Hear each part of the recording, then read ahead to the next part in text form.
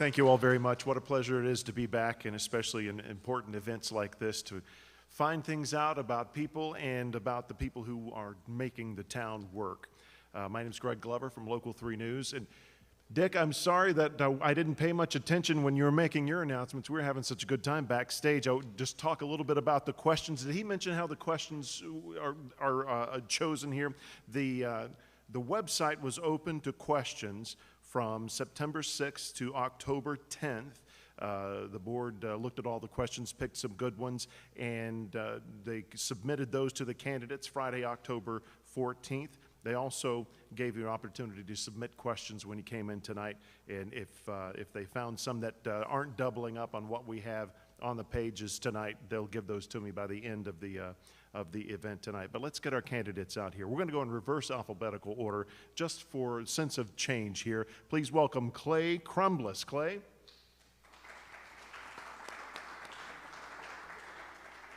And Elizabeth Baker. Elizabeth.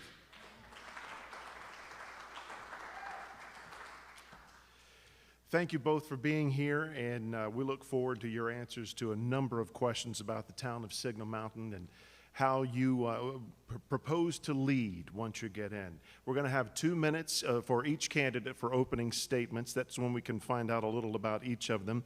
I have a coin in my pocket. It's a dollar coin with the great James Garfield on the front and Lady Liberty on the back. Lady Liberty is tails, and we'll do this in alphabetical order just to keep it clear in my brain. Ms. Baker, if you would call it, and that's where we'll decide who has the first opening statement. The person who does not deliver the opening statement will give the first closing statement, and we'll go from there. Ms. Baker, heads or tails? Heads. It is James Garfield. That's heads. You'll get the first opening statement.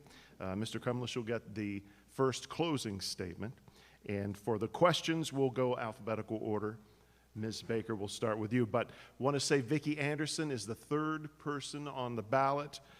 She had made plans to be here, but sadly she's ill tonight, and she is keeping us away from her germs, but she said she appreciates your support, and she had hoped to be here. But let's jump right in. Ms. Baker, if you would, 2 minutes for an opening statement. My name's Elizabeth Baker. I was appointed to council just over a year ago. Louder. I'm going to slide this way so it will fit. Okay, so is this better? No? Is it on? Okay. 1, 2. There we go. I'm just going to slide my chair a little bit so it's not pulled. There we go. All right. So I think that this is better now. So I was appointed to council about just over a year ago, and it has been an immense privilege to serve in that time. We've been through a transition year, as many citizens know, but it has been challenging in the way that I love to be challenged, to find solutions to everyday problems. Before I end my 2 minutes here, I do want to thank the Grahams and Snowda Hendricks for putting this event together this evening. So often when races like ours go uncontested, these types of events don't happen, and that sells the citizens short, because I think every citizen deserves the opportunity to attend an event like this, to hear from each candidate. I will say, running uncontested has been great. Clay and I and Councilwoman Anderson have been able to hold like joint events as an opportunity for citizens to come out, and that's been a real treat to get to know them better as well. So, yeah. Clay, it's your turn. Mr. Thanks. So my name is Clay Crumbliss, and obviously I'm running for the Signal Mountain Town Council. First, I want to thank the Preservation Fund and the MAC for hosting us tonight in this beautiful venue. The town's really fortunate to have this great asset that promotes and fosters the arts really in all of its forms. So thank you for that. Also want to thank Mr. Glover for being here to moderate, and of course the audience for coming out to listen to your town council candidates and see what we have to say on the issues. I've always believed in the value of community involvement and the old adage of blooming where you're planted. As a couple, my wife Rachel and I have always made a deliberate effort to use our gifts and talents in ways that benefit our neighbors. And in looking at some of the issues that our town faces over the coming years, I think I bring a unique perspective and an ability to draw on both my personal and professional experiences in a way that will help advance Signal Mountain's legacy as such a wonderful place to live. Growing up, my father, who's here in the back, served on the Lookout Mountain Commission, and I used to attend those meetings with him as a kid. And even though I didn't have any idea really what was going on, something about being in those meetings and seeing my dad give of his time in that way has really stuck with me all these years. And I remember on multiple occasions, my dad and I would deliver dinner over to the Public Works Department on snowy nights when they were working late shifts to keep the roads clear. And while I certainly wouldn't have had the language at the time to describe it, looking back, I think that experience witnessing my dad serve our community really imparted on me at a young age the importance of civic engagement and the importance of local government. I really believe that local government is where the most valuable and immediate impacts can be made and can happen. And I'll strive to be a common sense leader who values other people's insights and perspectives and opinions, and draw on my background of relevant experience and a willingness to do the hard work in order to make the best decisions for the future of our town, without any pre-existing bias or agenda. So I'm excited to answer your questions tonight and hopefully earn your vote for town council. So thank you. Thank you both. Let's start with Ms. Baker. And the first question, I've separated the questions into subtopics. First about you, then about the town, and then about the council itself. So let's start with about you, Ms. Baker. What skills and experiences do you have which you believe are beneficial to you as a town council member? Thank you for the question. And that's a great question. From a very young age, my parents always taught me that if you have the talent that is needed in your community, you lend your talent to that community. I grew up in a very service-focused home. It's the way that I raise my children as well. So that's first, because our town council is exactly that, just pure service.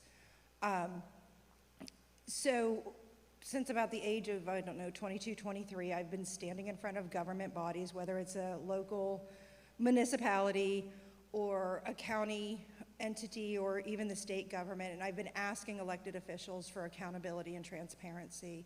Most of my work was done within education and asking our taxpayers or our tax collectors, our policymakers, to really allow local tax dollars to go for local decisions. So often, the state mandates overtake what little local taxes are raised, not just here in Tennessee, but in other states. And to me, that just didn't make sense. So that's kind of my background, is always being on the other side. Last year, when I had the opportunity to apply, I saw it as an opportunity to, instead of ask for it, just give it. And to really go with every single piece of policy on Signal Mountain at council since I've been on, we've always talked about that transparency piece, because it's not just a word that we hear at election time. It is a thought process that happens with absolutely everything the elected official does. And if an elected official holds that first, citizens will always be able to know what's going on and will never lose out. Thank you. Same question to you, Mr. Crumbliss. Yeah, I mean, I've spent my entire career in finance in various roles, from investment banking to equity research and now investor relations. So clearly our town budget being a focus for me, my professional background in business strategy and analytics provides a significant base of knowledge and experience to help tackle those issues. More on the personal side, my wife and I have always prioritized, like I said, service and using our gifts and talents in ways that benefit other people or a greater good. I've served, over the years in different capacities, starting in church, cleaning up the pews at a young age. I was a junior firefighter for the Waldens Ridge Emergency Service when I was 16, which sounds cooler than it really was. But since then, I've led teams in church, big, large teams in church, and helped coordinate anti-human trafficking fundraisers and events. I currently serve on the ambassador board of Sculpture Fields, which is a sculpture park in downtown Chattanooga. and I was appointed to the Personnel Committee for the town of Signal Mountain last year. So I've worked and volunteered in many different roles across many different capacities and with people of varying backgrounds and varying experiences. And I think in that time I've developed, strong leadership and communication skills, and I've learned to work with people to accomplish big goals. So while I might be on the younger side of people who have served on our town council, I think I bring a lot of experience that I can lean on, to be a future leader in our government. Mr. Crumbliss, we'll stick with you for our second question. What are your top 3 goals and priorities as a town council member? That's the second question on the master list there, their top 3 goals. Yeah, my top 3 priorities are really very straightforward, and they're all pretty interconnected. It's working towards a pragmatic and more sustainable budget, creating a comprehensive strategic plan to guide our spending and growth over the short and long term, and maintaining our local mountain charm, that makes Signal Mountain such a great place to live, open a business, raise a family, and even retire. The town of Signal Mountain, in my view, is really at a crossroads. The future is really bright for us, but we have to make some important decisions over the coming years to ensure the health of our community for the long term. Many things, that starts with our budget. It starts with, finding the places where we're spending money that we shouldn't be spending and kind of working towards a more lean budget and the efficiency of our operations. And all of this is important because we have to get our financial house in order before we can start planning for what's ahead. Signal Mountain is really a multi-generational haven, but it's time to make strategic choices to prepare for the future. We need to sustainably invest in our town, which includes paying our employees a fair and competitive wage, while positioning Signal Mountain for the next phase of growth. Creating a roadmap for what comes next will allow our residents to speak up and be heard and to play an active role in planning for the future. Growth is inevitable and it's a good thing, but we have to do it responsibly and sustainably, and in a way that honors the land use plan to preserve our natural resources. We can also explore ways to make the town more business friendly, but this type of growth also requires the buy-in from residents to support new and our existing businesses. We love Signal Mountain. This is where we've chosen to raise our children. So I want to see us work towards these things that honor the legacy of our community, but also make our collective home an even better and financially stronger place to live and raise a family. Ms. Baker, your top 3 priorities or goals on the council. Okay. Transparent process is probably number 1, and what that looks like is making sure that there is processes in place to bring security to our assets, to the budget process, to long-term planning, to all of that. Good process is the checks and balances that government was founded on, basically. And I think that's very important, is to make sure that those checks and balances are in place, and when citizens have a question, that gets answered promptly instead of just simply not having an answer because of lack of process. The next is the strategic plan. I'm very proud that within the first 3 months I was on council, 4 months, I'll say, that I was on council, we were able to hold the first strategic planning session since 2016. And we've started that, and we have that in place, and the strategic plan does still need to be built out, and very dedicated to that. And the issues that council has identified to be on the strategic plan is long-term planning, and that would probably be my third one, although all pieces in the strategic plan I think are very, very important, which includes effectiveness and efficiencies, and like Mr. Crumbliss said, competitively paid staff. And those are all really important, but when we get to that long-term planning, if we know what is needed in 2 years, in 3 years, in 7 years, even if we're not on council in 7 years, they'll be able to hit the ground running. Whoever comes after us will have the framework to continue the open process and the expenditure controls. Ms. Baker, we'll stick with you for the third question. and ask for an explanation of your general approach to handling controversial issues or complicated issues. How do you go about handling those in normal course of business? So I think first I am a person that goes to the data, you know, look at what the numbers say, because everything has a number to it. Like, really examine at a granular level, say, what could be the cause of the issue, and understand that, and then analyze that. In town government, especially small town government, one of the biggest pieces of finding the solutions or handling a controversial issue is to listen before speaking. And so that's the other part of that is, you know, really looking at what the causes are, listening to people, not just the loudest people, but all people. And then coming together with council and looking for solutions. Mr. Crumbliss, certainly we hope that the complicated and controversial issues are few and far between, but how do you go about handling those in your day-to-day life? Yeah, not too different really from Councilmember Baker. You know, I think the first step when you're confronting difficult and controversial issues is recognizing that I don't have all the answers and being willing to listen to other people. I found in business that establishing the fact pattern first really provides a solid, you know, base to work from. Being a leader requires the ability to, you know, address difficult issues, gather the required information, synthesize information into an argument, and make a decision. And good leaders will be able to bring people along with that decision, whether it's popular or not at first. So ultimately, you know, in small town government, what I really think is most important is civility and mutual respect for one another. We're all neighbors, and we're generally working towards the same goals. You know, we want to live and work in one of the great small towns in America. And I think we need to remember that when things get difficult or uncomfortable, that we're all on the same team in that pursuit. And Mr. Crumbliss, we'll stick with you in a question that I thought sounded like it could have come from a 1970s era dating game show. Pick an interesting fact about yourself that the voters may not know about and explain it if you would.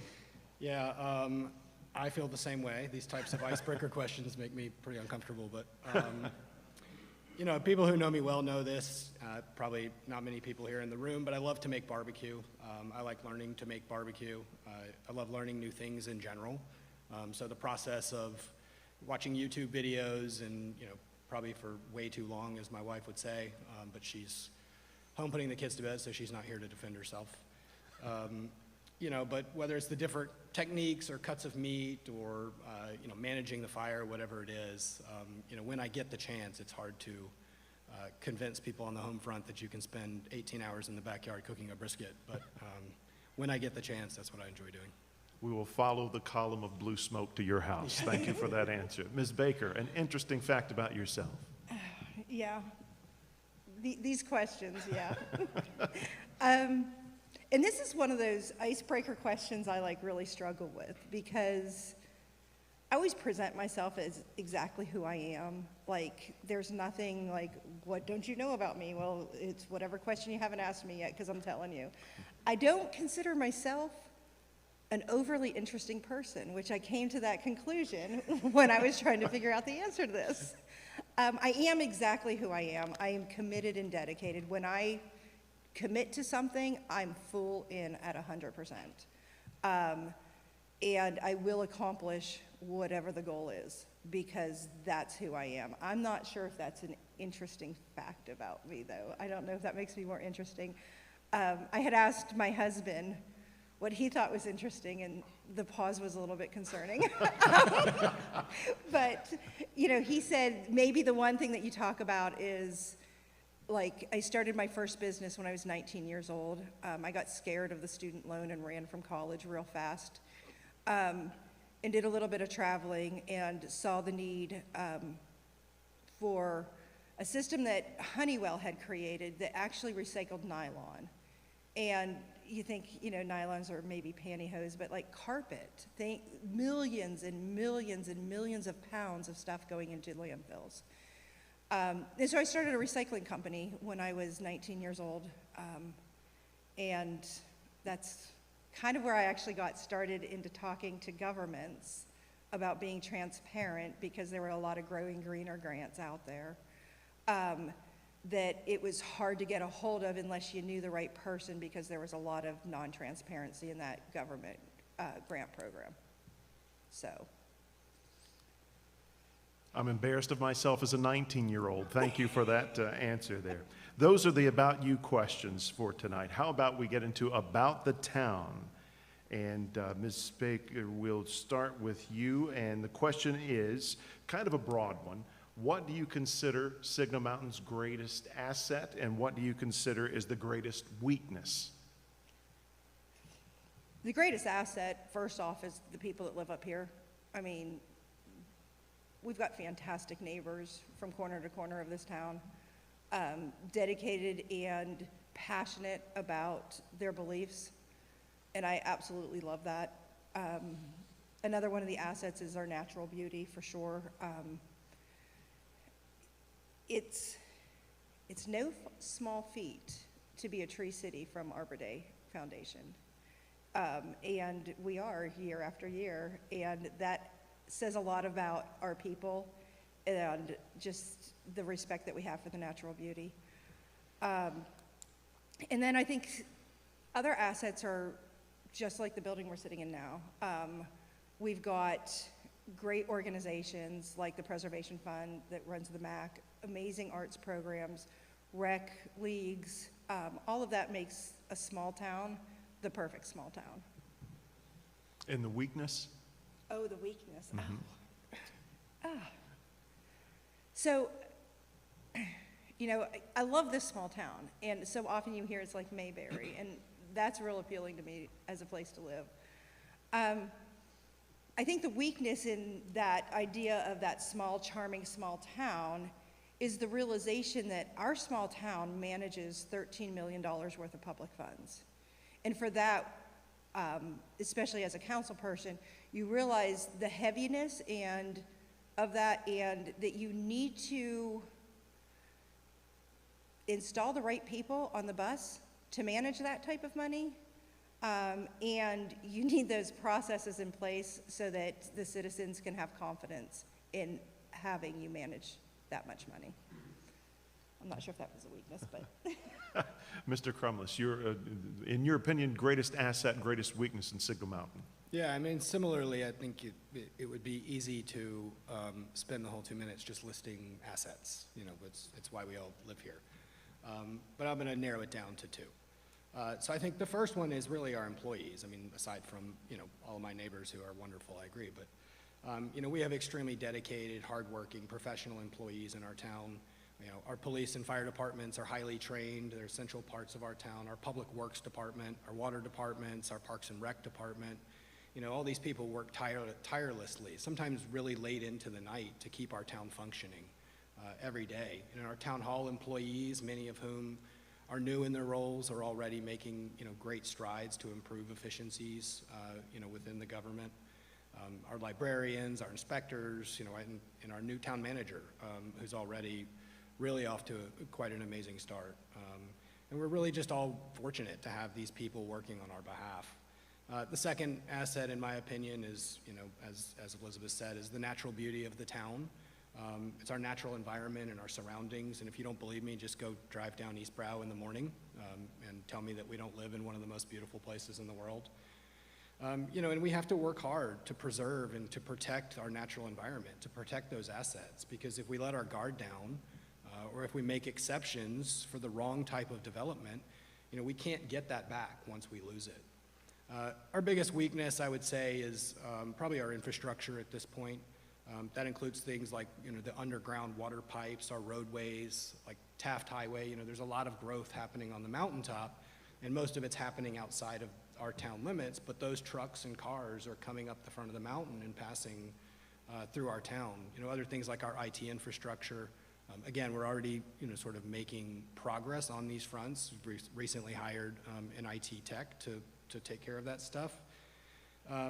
You know, but after years of neglect on some of these things, we really do have a lot of expensive projects ahead of us. Mr. Crumbliss, we'll stick with you for the next question. It's a two-parter. Here's the setup. Vast majority of town revenues come from property taxes, with commercial and sales taxes being a small minority. The first part of the question is, do you think this is sustainable for the long-term financial stability of the town?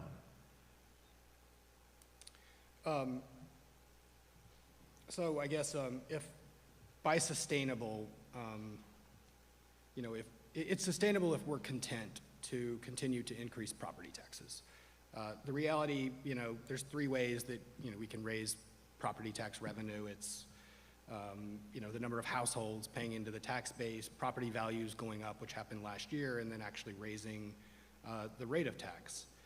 So if we maintain the status quo on the expense side of the budget, the cost to service the town is going to continue to go up year after year, and the tax dollars that we have to generate will also need to go up. So to me, that's where sort of the unsustainability of the budget lies. So I agree that increasing commercial activity is one way to accomplish that and to alleviate the burden on residential taxes. I'd love to see more small businesses in our town to give us more options. There's a lot of vacant lots and storefronts that are frankly an eyesore and don't complement the aesthetic of our town. So when I talk to small business owners, I've consistently heard how difficult it was for them to open their businesses. So I think we can remove some of those barriers as well to incentivize entrepreneurs to invest more in our town. And that was almost the second part of the question. Do you have a plan to support and increase the number of successful businesses, address the discrepancy there? Do you want to go into any more detail on what you just said about removing barriers? Yeah, I don't have a specific plan in place, and I'm not suggesting that there's even an easy solution to this. I think it does come back to us having a strategic plan in place and working towards a specific goal in that regard. And I think that involves engaging citizens and exploring creative ways to support commercial, what I'll call redevelopment as opposed to development. But I think the key here for me is making sure that we're doing it responsibly and thoughtfully and in line with how citizens want. And Ms. Baker, I'll repeat the question for you. Vast majority of town revenues come from property taxes, with commercial and sales taxes being a small minority. First part of the question is it sustainable for the long term, in your opinion, financially for the town? This is a complicated issue with not a lot of solutions, and so there's a part of me that just wants to sit here and say, ditto, because he's on the right track, right? There isn't a lot of things to say about this, but I do agree a lot with what Mr. Crumbliss said. There are ways that we can encourage entrepreneurship in small businesses, which can really liven up a small town like ours. But the bottom line is even with 10 new small businesses, the cost of services is increasing at a higher rate than what we're collecting in taxes. So from that standpoint, we would have to really look critically at our services and make sure that they are appropriately sized for our tax base. Look at some of our, what I would consider lifestyle services, like rec leagues and stuff like that, and maybe transfer some of those expenditures to users more than taxpayers. There's enterprise funds that we can look at setting up and putting forth to save some of that tax revenue for those like public works, fire department, police department. And I'll take that as the answer to the second part of the Okay. question about a plan. We'll go to a related question from both of your answers. What criteria should the town use to evaluate potential commercial development opportunities? The example given is another grocery store may be proposed to be built within town limits. So what would your decision-making process be to support or oppose a project like that, considering the previous question? Okay. So when it comes to any development, but commercial development, if the property owner deserves to use that property. Where government comes into that is on possible rezones, and there's good standard practice in rezoning that would have to be used and respected, and that's what I would look at. Like, you can't rezone something from residential to highway commercial without negatively impacting existing residents, especially those residents that are, that have adjoining properties. So using responsible standards in rezoning is a big one for me. We have a mission in the town to keep this town a small, quaint town, or a mission for this town to keep it small. We don't do that with giant developments. So my approach to it, again, is to use those standards to be, my decision-making would look at the land use plan and if that development fits into the land use plan, and then follows the ordinances and the building codes of the town. Mr. Crumbliss, your criteria for evaluating potential commercial business opportunities? Yeah, I mean, I think there are real opportunities to redevelop our commercial space in town and to generate increased sales tax revenue that helps offset some of the burden that's on the residential taxes. That said, I think we do, like Councilmember Baker said, we have to maintain what makes this town great, and that's really the local mountain charm that we all enjoy. But I do have sort of 4 criteria that, if these sort of plans were to come up in the future. The first one would be, is it legal? Does it comply with our ordinances? The second is it in compliance with our land use plan? We must honor the land use plan that's been put in place to help preserve our natural environment and ensure the quality of life up on the mountaintop, and that includes things like having proper plans to deal with both stormwater and with wastewater. The third would be, does it champion or complement the local businesses that we already have on the mountain? I'm a capitalist, and I believe that if you open a business, you should expect that somebody might come and compete with you. But that said, I would be very cautious and weary of any large-scale or really well-capitalized companies coming in and lowering their prices long enough to put everybody else out of business before they jack their prices right back up. So, I think that part of what council's job, it's not council's job to protect, per se, businesses, but I do think that, we can be really thoughtful about protecting the aesthetic and the culture of the town with a preference for smaller, more local businesses. And then the fourth thing, after you pass all those tests, the fourth thing would be really, do citizens support it? My job as a council member will be to represent the citizenry and not push my own agenda on residents who don't support it. I'm a resident myself, and I have my own opinions, but ultimately it's really about our collective opinion. So I think that last criterion is really important to make sure that you're bringing the citizenry along with you. And that was the commercial question. Let's take it the other direction now. Do you support more residential growth on Signal Mountain to help distribute the burden, the tax burden, across different households? Mr. Crumbliss, how about residential growth? Yeah, I mean, it's not too dissimilar. The reality is I don't think we really have that much space for lots of residential growth. We're geographically constrained by our neighboring borders and by just the physical boundaries of the mountaintop. But where there are opportunities, I'm not opposed to building new homes within the town limits. I think any residential development kind of needs to pass the same, the same sort of criteria. Does it comply with our ordinances? Does it honor the land use plan? As Councilmember Baker said, I think people are entitled to do on their land what they want to do, but we do live in a neighborhood, and we need to be respectful of that. It's hard to say yes or no definitively because there is no plan on the table that we're discussing. But generally, yeah, there's probably opportunities to add households within the limits without compromising our natural environment or our local mountain charm. Ms. Baker, residential growth? Thank you. Again, I'm going to agree with a lot of what Mr. Crumbliss said. I have a deep respect for personal property rights. So in that sense, if there's somebody that has a lot that wants to build residentially, as long as they fall in line with codes and ordinances, in the land use plan, there's not I don't think it is my job as a council member to try to either support it or deny that sort of thing. I mean, if people are doing what they're supposed to be doing in the town and following our ordinances, then we shouldn't stand in their way. It is concerning that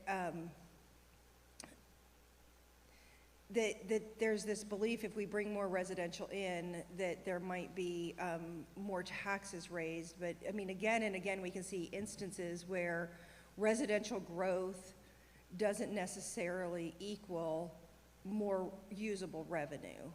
Typically, residential growth generates revenue which is used for services to support that resident. So. Let's talk more about those taxes that the residents pay to support those services. Residents in Signal Mountain pay those taxes to support and fund amenities like the library, tennis courts, parks, playgrounds, the town pool, the gym, soccer and ball fields, all those things and many more. Many local residents who are not taxpayers in Signal Mountain also enjoy benefits of those services and different locations. Do you think that the town should continue to provide the amenities to non-taxpayers, non-residents? If you think it's an issue, do you have a plan to address it? So there was a lot in that list of things, like parks and playgrounds and stuff like that. As a resident of Signal Mountain, I enjoy parks and playgrounds in every municipality I visit or I drive through, including Walden and Chattanooga and stuff like that. But then there's some other things in there that, you know, maybe, well, I know that council has planned to look at starting probably maybe even as soon as next month or December. Part of our strategic plan is to review our fees to make sure that they're in line so that what we are paying as within our taxes is the same and equal to our non-resident fees. So I know like some of it is being looked at right now to ensure that the non-resident fees cover the use of it. And this is a hard one because I think probably everybody in here has had the situation, and I had it just like 6 months ago. I was sitting at dinner with a new staff member at my husband's firm. We had them over for dinner, and she was very excited that they found the best house for themselves out on Cal Road. And her comment was, and I'm sure I'm not the only one that's heard comments like this, all the services without the taxes. And as a council member, it gives me heartburn. It does need to be addressed, but it needs to be addressed in a very proactive manner. First, council needs to review those non-resident fees and see to make sure that they're adequate. And then conversations have to start between all the entities. I mean, you know, we can't sit up here in a bubble and say things have to change and then force change onto another community. I think we all need to get to a table, sit down, and start talking. Mr. Crumbliss, non-taxpayers using amenities, is it an issue? And if so, what's your plan? Yeah, I mean, again, you know, very similar, I think, in the way that we see that. You know, and I get asked this a lot when talking to citizens, but I do see that list of things really kind of falling into two different buckets. You know, when it comes to parks and playgrounds, I totally agree. You know, these are open public spaces. They benefit the broader community in many ways. They're not bounded by municipal lines. Parks should be open for everybody to enjoy, whether you pay taxes in Signal Mountain or not. You know, we can all go to any park downtown in Chattanooga or in Red Bank. You know, we can use the pumpkin patch in Walden, which my son is a big fan of. So to me, those are community assets, but they benefit everyone and they should remain public use spaces as they are today. The other bucket I would classify more as town-specific resources. Those are things like the ball fields, the pool, the library, you know, et cetera. And I do agree that non-taxpayers should contribute more to use those facilities to help offset the taxpayers' expense to operate and maintain them. They're expensive facilities in general, and you know, they're for the benefit of our residents. And I think they could be generating higher revenue for the town than they currently are. You know, the town is, as I've heard, and as Councilmember Baker just said, you know, going to go through the process of evaluating those fees, but it is definitely something that we should take a harder look at as an opportunity. And you mentioned Walden and the pumpkin patch. as a town council member, will you work with the Board of Aldermen in Walden to explore combining and sharing services and amenities with both towns paying their fair share? Is that something that's on your agenda? Yeah, I mean, I think we're always happy to come to the table and have conversations and work with our neighbors. You know, as a practical matter, I don't really know what that looks like. I'm not sure how receptive Walden taxpayers would be to helping fund Signal Mountain amenities or services, but everything's worth considering and certainly open to building those relationships with Mayor Davis and the aldermen. So, And Ms. Baker? And I feel the same. I mean, I think it takes everybody starting to join in actually starting the conversation.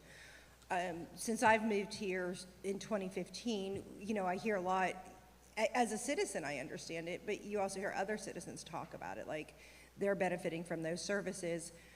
But in all the years, I've never seen a meeting where everyone's come together and had a discussion about it.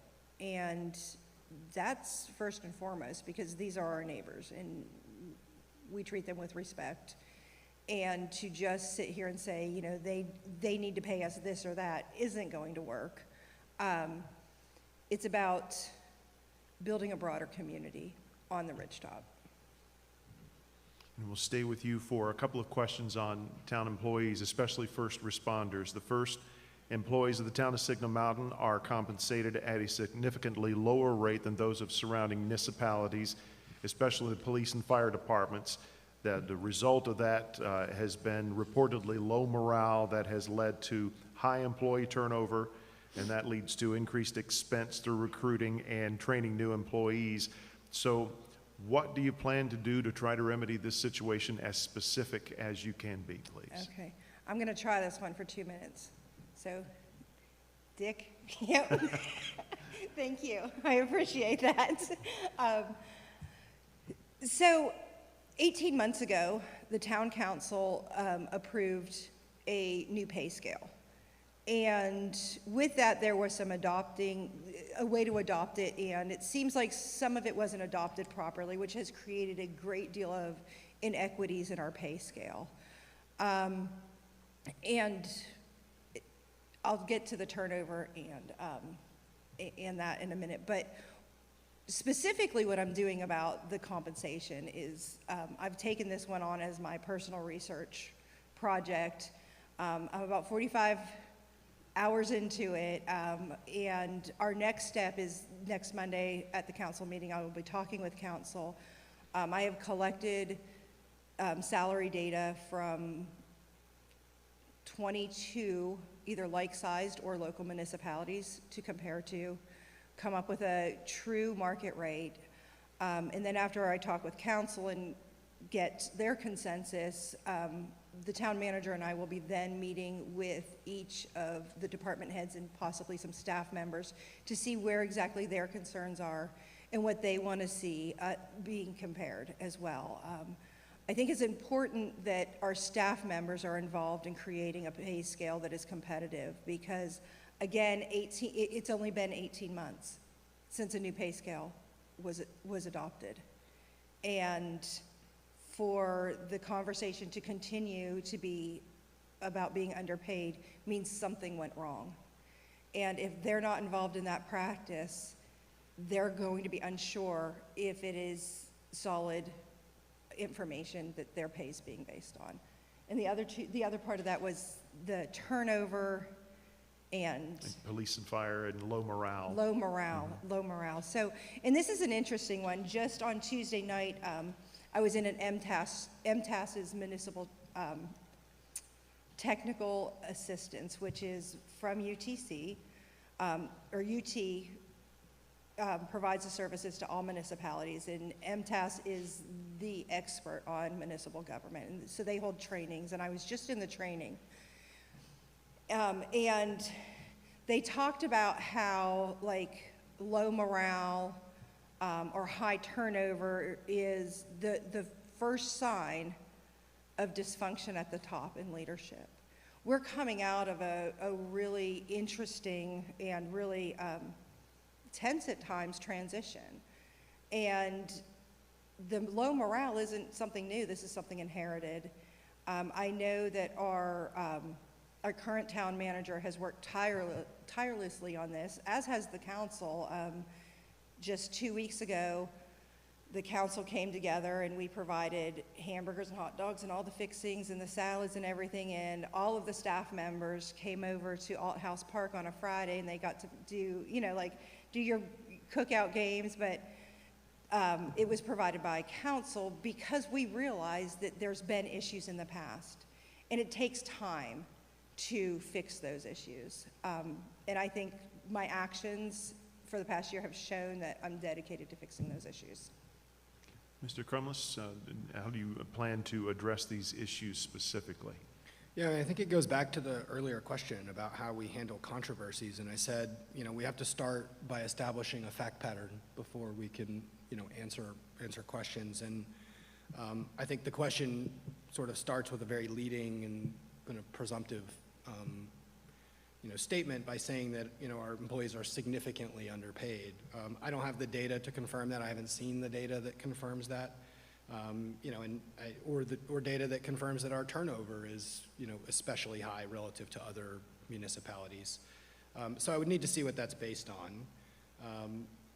I know there has been some turnover. I think some of it's been related to kind of the change in leadership in town hall and retirements and things like that, jobs that have opened up elsewhere that some of our employees have gone to. And that's typical. People will leave a job for different opportunities if they think that that's the right decision for themselves and for their families. That said, I do agree that our employees should be paid a fair and competitive wage. It's really important. It's not only the right thing to do, but it also makes good business sense that if you're going to invest in hiring people, which especially for our emergency service is a really expensive thing. We have a really high level of training that we provide for police and fire, and they have a lot of equipment that they need. So if you're going to invest in people, you want to retain them. And one way, not the only way, but one way to retain people is by paying them fairly. And we don't want Signal Mountain to be thought of as sort of a training grounds where people can come and be trained and then they leave and go work for other departments. It's definitely an issue that will be very high on my list to assess more deeply and understand what those disparities might be. Again, I need to see the actual data that shows what the question is proposing. But I'll prioritize correcting any major issues that might exist. And I appreciate, Go right ahead. I'm sorry. Yeah. I appreciate you mentioning that because on our turnover rate, and before I was a council member, I was a citizen that went to probably 80% of the council meetings for about 6 years. And so I've heard that over and over and over again about the turnover rate, and since becoming a council member and seeing that data, the town of Signal Mountain is well below our regional average for turnover for municipal workers. Last year, we were the highest we've ever been at 8% turnover. But we also experienced 5 retirements, which is the most in any year in the history that I've had data on in the town of Signal Mountain. So turnover does happen in every organization, and I appreciate you pointing out that the need for data on clarifying that question. And Mr. Crumbliss, any response to that? No. Okay. We'll go to another topic about first responders that has perhaps more concrete data here. Police and Fire of Signal Mountain currently provide services to the town of Walden and unincorporated Hamilton County without reimbursement as community service through mutual aid. 2 parts to this one as well. Do you think this should continue? And if so, do you think there should be an agreement between the government entities on the mountain to share these expenses? Mr. Crumbliss. Yeah, I think providing mutual aid to other municipalities is really part of being a member of, the broader community. It does cost our town some money and some time. Again, I don't have the data that says exactly what that is, how many times our firefighters are going out to Walden or how many times our police officers are responding in Walden or the county. But, it's mutual aid. It's a two-way street, and they provide those services in return to us. So I'm not sure if there's really like a viable path to share those expenses. Again, I think it comes back to what we were talking about earlier, and that is coming to the table with representatives from Hamilton County, with representatives from Walden, with representatives from the town of Signal Mountain, and talking about that, and talking about ways that maybe we could improve that system or share expenses or whatever it is, and just see what comes from that. Ms. Baker. And I agree with a lot of what Mr. Crumbliss said again, every time he goes first. So it's going to take conversation, and it's going to take a deeper understanding of what exactly this looks like. How much time are police out there or fire out there? And in addition, WRES is assisting over here. So before we have a really good idea of what that looks like, I don't see a clear solution. I will say the first step, though, is to come to the table. And I know I have talked with our town manager already, and we've talked about hosting kind of like an all stakeholders meeting where it's WRES, it's Walden, it's unincorporated, it's the Sheriff's Department, it's Commissioner Baker.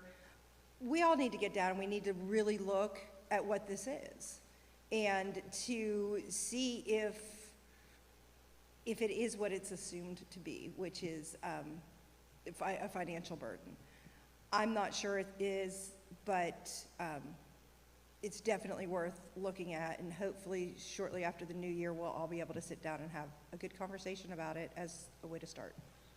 Just about to move into our final category that I entitled About the Council. If you'd like to take a breath or a stretch for a moment, I'll tell our audience here, the board here recognizes that there are 3 candidates for 3 town council seats, but feel like that this is a tremendously important exercise to go through so that you can hear answers from the people you're just about to elect. And we'll get on to About the Council. And Ms. Baker, we'll start with you. Another broad question. What do you think, what is your opinion of the role of the town council currently, and what do you believe it should be? So the role of the town council is spelled out in the town charter, which is a special act by the state, so it's state statute. In our charter, it says what the town powers are, what the council is allowed to do, and that's how we become policymakers. We look at that, and if we can, like one of the powers we have is to instate taxes. And that's what our budget ordinance is every year, is a response to that power. I think it's pretty clear what we do, because we're not allowed to work outside of that state charter or the special act charter or the town charter. Also, as the charter lists the powers that we have, it also lists what our duties are. Like, we are all equal in vote. We have a weak mayor system. We have a council, town manager, organizational chart, which means basically the council is not involved in daily operations, only the policy making. And so, like, if you think of like efficient and effective, right? So it's our job kind of to take that effective piece, if that's what we believe in, which I do.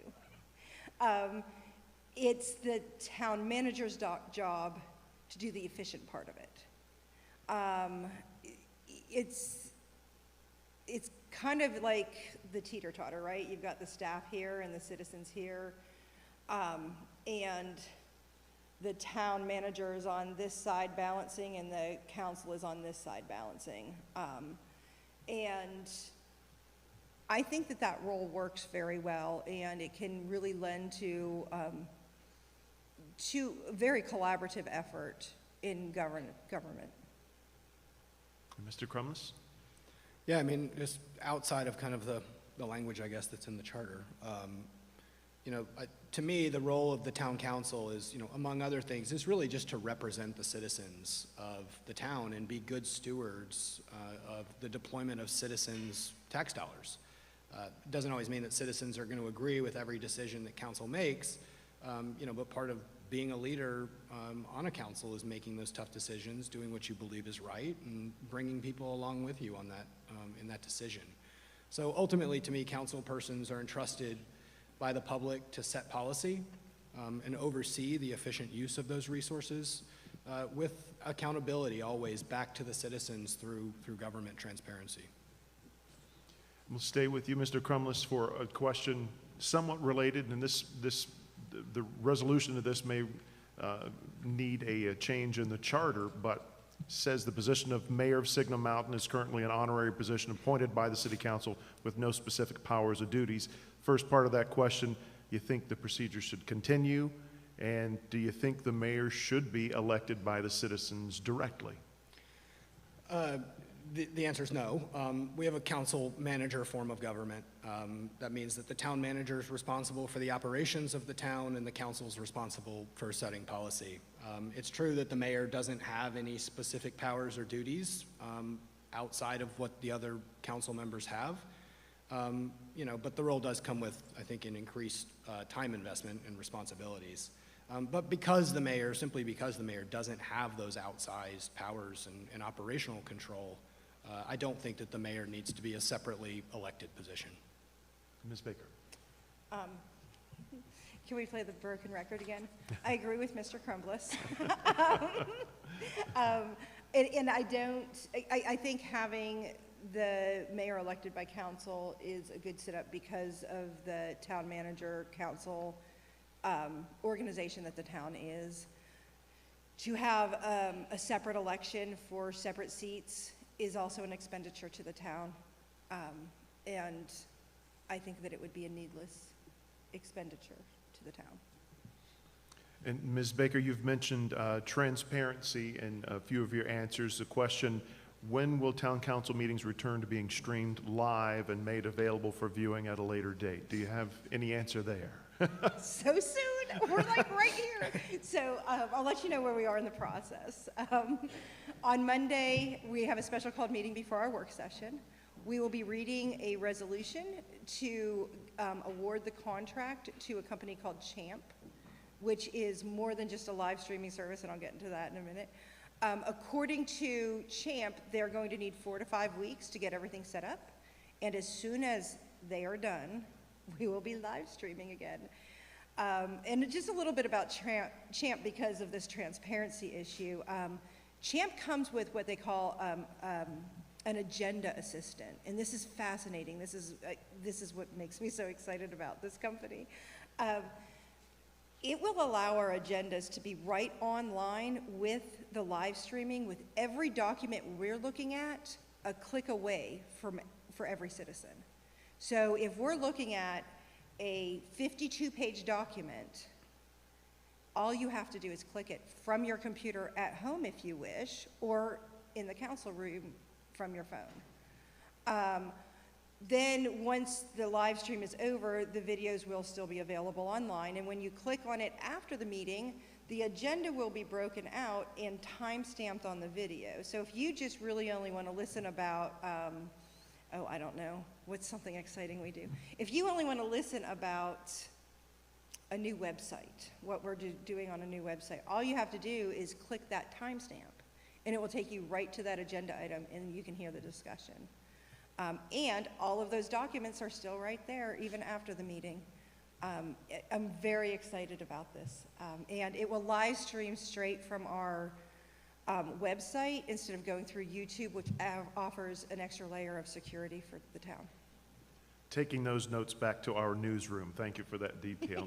Mr. Crumbliss, I feel like I've left you at a disadvantage here. Would you care to comment on how important it is to live stream those meetings? Yeah, I mean, I think it's the year 2022. You know, we need, it's very easy to do, to live stream and have, replays available.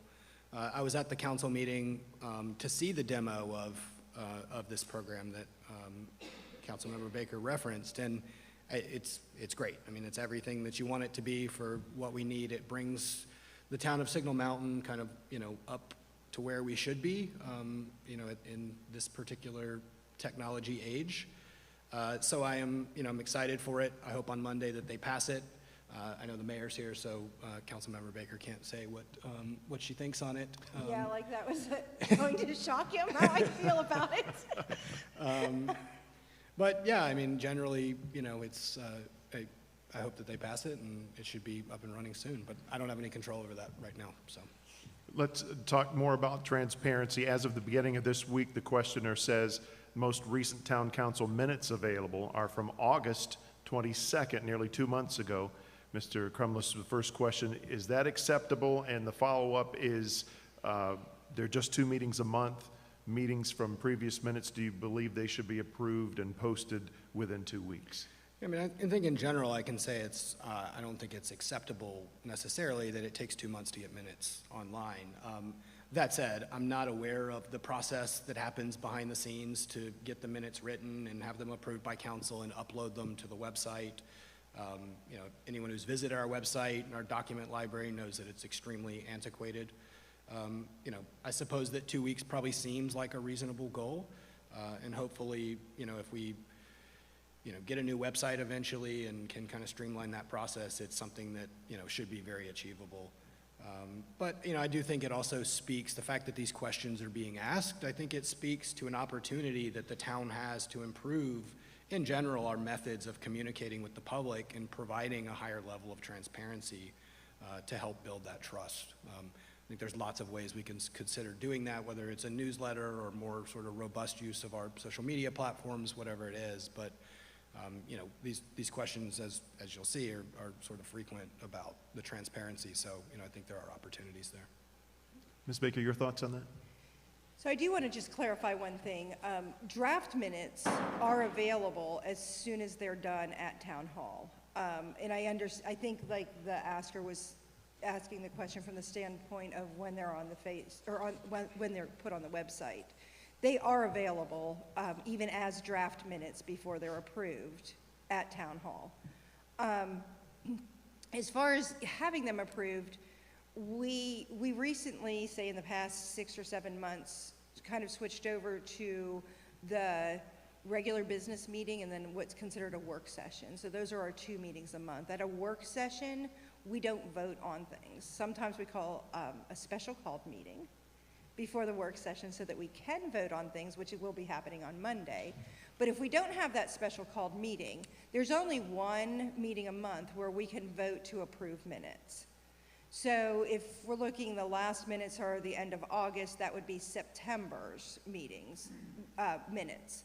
And those weren't voted on until just this past Monday, because that was the next available meeting to vote on minutes. So that could be part of the reason for the delay.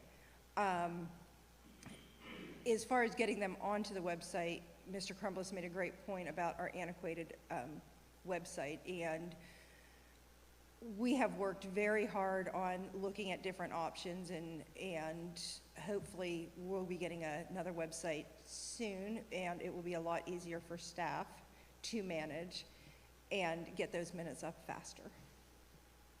Let's talk about the election just for a minute. This questioner says, every 2 years, there's an election for 3 town council seats. The 2 candidates with the highest vote totals are elected for 4-year terms, and the 3rd place winner, a 2-year term. Target voting is often used to manipulate the results to determine who gets the 4-year terms and who gets the 2-year term. Ms. Baker, we'll start with you. What are your thoughts on the process, and do you think the people who get the most votes should get the 4-year terms, or do you think the 2-year term should go to the person who gets the most votes, and mix that system up? Again, that's outlined in our charter, the way that the 2 most votes gets the 4 years, and then the 3rd vote getter gets the 2-year term. And I have to say, I'm a little bit concerned about this idea of like manipulating voting systems, or like a vote targeting. When somebody shows up at the ballot box, what they do inside that ballot box is 100% their choice, and I don't think as a council member or as a candidate or as a citizen, we need to be questioning their decisions. So I guess like that's the first thing. As far as should it be changed, it would take a charter change to do that. Charter changes shouldn't be done easily, and they're not easily done. If there was a lot of citizens that came forward and wanted to examine looking at changing the charter, it would be a long process that I would certainly support. But I'm not hearing a lot of people wanting to change the charter, and because it is, again, passed by special act, I'm not sure I'd jump right on that. And Mr. Crumbliss, before I throw it to you, I might just explain the target voting, because that had to be explained to me when I got here. 3 votes you're given to cast in the ballot there, and in some cases it's thought people will vote for the 1 or 2 people that they like, and maybe withhold that 3rd vote from the person they don't particularly want, just to depress the number of votes they get to keep them from being one of the top 2 vote getters. That would be kind of a dumbed down explanation of target voting. But Mr. Crumbliss, what do you think? Well, I as well did not know what target voting was, so thank you for the explanation, because it sort of adds to what I have to say about that. In general, I think the process makes sense, and I don't think it should necessarily be changed. You know, if that's what target voting is, then to Ms. Baker's point, that's exactly a voter's right. If you can vote for 3, it doesn't mean you have to vote for 3. You can vote for none, you can vote for 1, you can vote for 2, you can vote for 3. And in any selection process on the ballot, you are picking the one that you like the most. So why should you not be allowed to do that? If there's 3 people on the ballot, you pick the 1 or 2 that you like the most. But I do think that generally the process of having you know, the top 2 vote getters get 4-year terms and the 3rd place get a 2-year term, I think it simplifies things. I think it makes it more consistent, and I think it even provides a continuity of government from term to term. On whether or not I want a 4-year or a 2-year term, you know, I think in general, just being entrusted as a public servant, you know, and earning somebody's vote is a huge honor. So whether I get elected to a 2-year term or a 4-year term, I'm going to be grateful, and I'm prepared for the commitment to do my best to serve this town. And we'll stay with you for another question. Many people feel, according to this questioner, that public engagement at Signal Mountain is dismal. How would you propose to engage the public more in town government? What strategies would you use to communicate to citizens outside of regularly scheduled council meetings? First of all, do you agree that engagement is dismal in Signal Mountain? I mean, I think look around the room. You know, you've got your town council candidates up here, and you know, there's not a lot of people here to hear what we have to say. I know it's being recorded in live stream, so hopefully more people will get an opportunity to watch it. But yeah, I mean, I agree there's a relatively low level of civil engagement in our town. You know, we have really high voter turnout, but low engagement. You know, you can't make people be interested, and certainly when those kind of hot button issues come up, people get more interested for a period of time and then it fades back down. You know, but I think again, it sort of raises that discussion on, are there more things that we can be doing to improve our communication, become more effective in the way that we communicate with citizens, put information out there, again, whether it's through a newsletter or our social media sites or the website or whatever it is, you know, to help drive some of that engagement and get people more interested. I don't have the solution right here in front of me, but you know, I think part of what this is just, you know, ideas and discussing things. So, Ms. Baker. I think engagement could definitely be bolstered a bit more. And I think we're not the only town that's really struggling with this right now. Coming out of the pandemic, people went home and didn't go to public meetings, and we didn't have meet and greets, and there just weren't a lot. And that was only not even 12 months ago that people were still really in their houses. So coming out of that, we just need to start thinking out of the box. And that's one of the reasons I was so happy to be able to do joint events with the other candidates to try to increase that. Is it going to be fixed overnight? It's not. It's going to take a lot of communication. It's going to really, we really need to work at setting the expectation of welcoming people into our meetings and that sort of thing. That has suffered in the past, and a lot of citizens just kind of unplugged over the past 5 years. because they didn't feel welcomed. And that's part of that transparency issue as well. Like, if citizens feel like we're being open and honest with them, they're going to keep on coming back and hearing more from us. Before we get to our final question here, let me ask if any were submitted. We are going to just... Okay. Good deal. Our final question then. There is an opportunity during town council meetings for the public to address the council and ask questions. However, according to the questioner, there is rarely a response from council members, which leads to citizens feeling ignored and not acknowledged, and that their concerns are not being addressed. We'll start with you, Ms. Baker. Is that true? Do you think there's a reason for this, if it's true? And do you think the public comment time should be a conversation and not just a one-way communication? It is true, because it isn't a conversation time. It is an opportunity for all citizens to come and address council. And keeping in mind that our council meetings are town business meetings, there's an agenda out there, and people come to listen to us discuss that agenda as well. And again, I talked about that MTAS training that I had on Tuesday. If I go back a couple of months, and there was MTAS training about this very issue, about like, should you allow a conversation period, and inside of a business meeting really is not the appropriate time to have citizens debate an issue with council members. Not that we want to shut that down, we just need to make sure that there's an appropriate place for it. And inside the business meeting is probably not that. And you know, if we think about some of those situations that might happen, if we have a hot button issue and there's 10 citizens that want to come and address council, they get about 3 minutes each, so that's 30 minutes, and then we're on to the agenda items. But if you have 10 people looking for a 14 or 20 or 30-minute conversation per citizen, we're now looking at 11 or 12 o'clock, and there are citizens sitting in the room that want to hear what we have to say about the ordinance on the agenda and that sort of thing. So that's one of the reasons why there isn't that back and forth inside a business meeting. Now, I do see the need for maybe my other council members might look at me and go, come on, more meetings, but maybe we do need to set aside a Saturday morning or another evening once a month or once every 6 weeks to have that.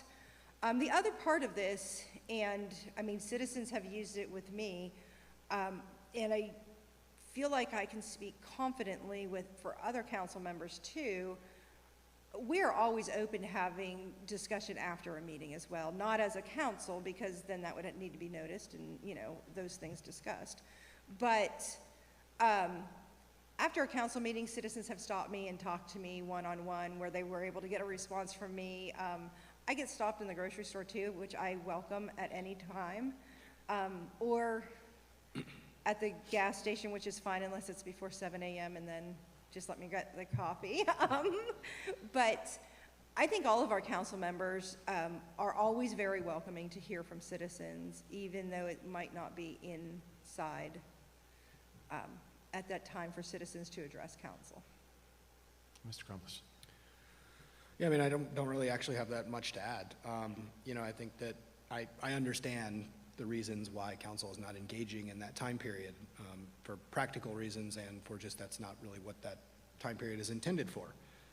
But I do think, again, this sort of highlights, you know, opportunities where, you know, we can address these concerns if, as the writer of the question says, you know, if citizens are feeling ignored or unacknowledged, you know, that's something we need to recognize and address. You know, I agree. I think a potential solution could be a sort of town hall style meeting where it is time that is being set aside to actually engage in conversation with citizens and allow other citizens to listen to that without sort of the, you know, the rest of the agenda to follow. You know, again, I think it just sort of highlights this, you know, a little bit of a disconnect in the way people, you know, feel that they're perceived and acknowledged by council.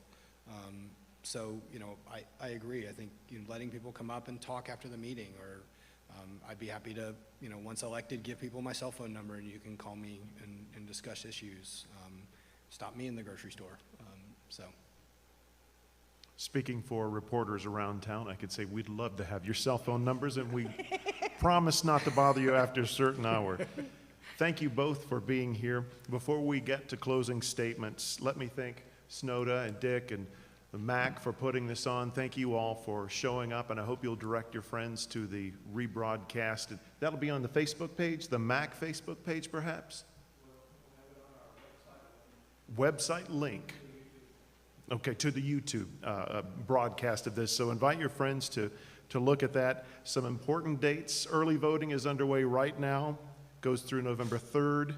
The last day to register for absentee ballots, if there's someone in your life that needs an absentee ballot, is November 1st.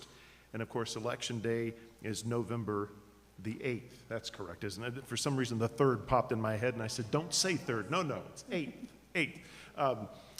Remind me, I believe Ms. Baker got the opening statement. Mr. Crumbliss, if you would. Yeah, thank you, Mr. Glover, and thank you for providing all of the voting information. It's very helpful. So to close, also I would like to thank the MAC again for hosting us and for everyone who showed up and gave your evening to come and listen to us. Thank you to Councilmember Baker for being here, and certainly wish Councilmember Anderson the best in getting well soon. And I'm happy to stick around as well and answer any questions if anyone has them. But I decided to run for council, because I feel like I have the experiences and skills to offer to help tackle some of the issues that are facing our town over the coming years. Like I said, I truly believe that local government matters, and it's where real work can get done. Together, along with citizens, we can make a positive impact on the lives of people in our town. But we need to get our budget to a more sustainable place, and we need to plan ahead for the future that we all want to see. Being a leader requires humility and the ability to listen and learn. I don't claim to know everything and have all the answers. As I said earlier, I love learning new things, and I'm excited to continue learning about our town and our government. So I'm Clay Crumbliss. Thank you for your time. Thank you for your vote, and I look forward to serving you on our Signal Mountain Town Council. And Ms. Baker. Great. So, first, I want to thank Snowda and Dick and everybody at the MAC. Their professionalism in organizing this forum has been absolutely phenomenal. Talk about community assets here, right here.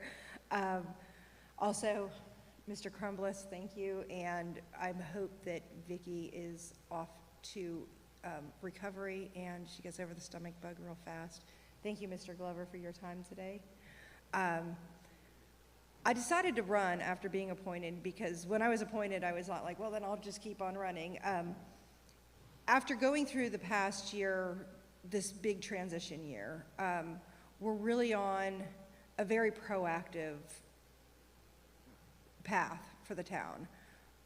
We've seen more transparency in releasing documents than I have seen since moving here in 2015. And I want to continue that. I want to make sure that we have policies in place so that long after I'm off council, if citizens need something, they can say, here's the policy. Here's why I get to have this information. That's the most important thing.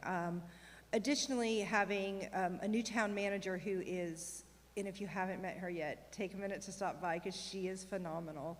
She is very strong, strong leadership skills, and I would love to propel her for over the next couple of years to make sure that we've got a budget in place that puts the strategic plan as a priority, as well as staff members. So yeah, that's why I decided to run. And again, thank you guys all, everybody here in this room for coming today, because I really do appreciate it.